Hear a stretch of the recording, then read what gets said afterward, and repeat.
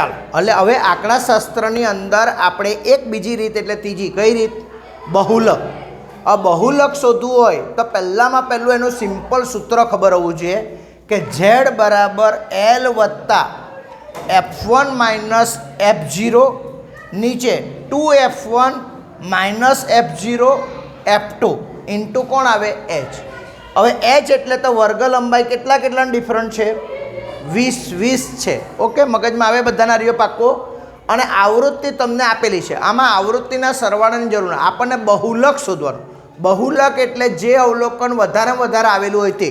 તો તમને આની અંદર તમને બહુલક વધારેમાં વધારે કેટલો દેખાય 61 દેખાય.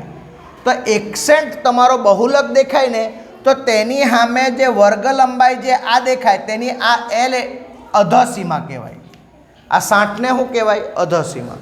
એટલે એલ તમારો 60 કહેવાય. દરેક દાખલામાં બહુલકના દાખલામાં આવું કરી નાખવાનું. જે મોટામાં મોટો અવલોકન દેખાય તેની સામે વર્ગ લંબાઈવાળું જોઈ લેવાનું, તેને અધસીમાને એલ કહેવાનું. ક્લિયર બધું.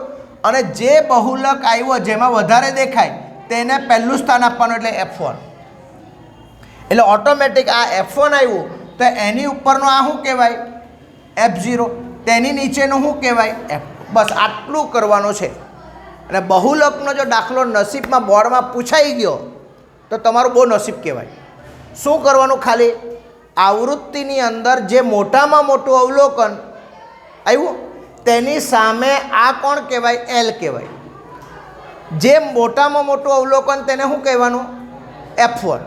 એનો મતલબ કે એની ઉપર કોણ અને તેની નીચે કોણ F2. આટલું આવડે કે નહીં આવડે? બધાને કોમન થઈ ગયું? બધાને સમજ પડી? બધાને. હવે તમારે ખાલી સૂત્ર મૂકવાનું. એલ એટલે કેટલા દેખાય તમને 60 આવ્યું મગજમાં.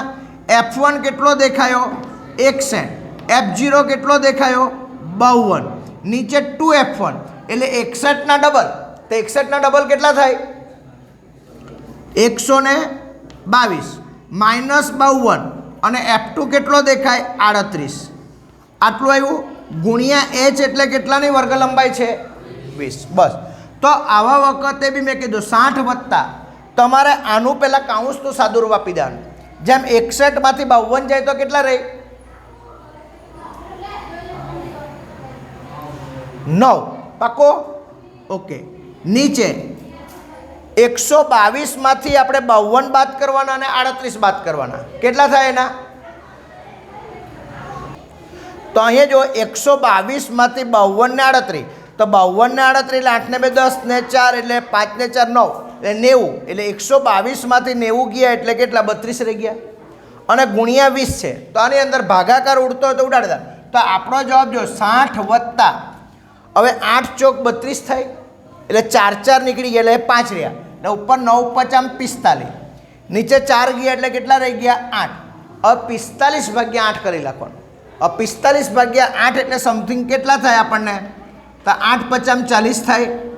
5 આવ્યા, ભાગ નીચે એટલે શું અહીંયા પોઈન્ટ 8 અઠિયા આપણે 8 50 40, 8 6 48. એટલે સમજો 60 વત્તા આ ભાગાકારનો જવાબ કેટલો આવ્યો 5.6. તો 60 અને 5.6નો સરવાળો એટલે કેટલા થાય 65.6.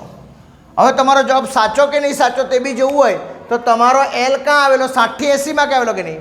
એટલે તમારો જવાબ બી 60 80ની વચ્ચે જ હોવો જોઈએ કોઈ. તો 65.6 આની અંદર આવવાનો કે નહીં આવવાનો? આવવાનો.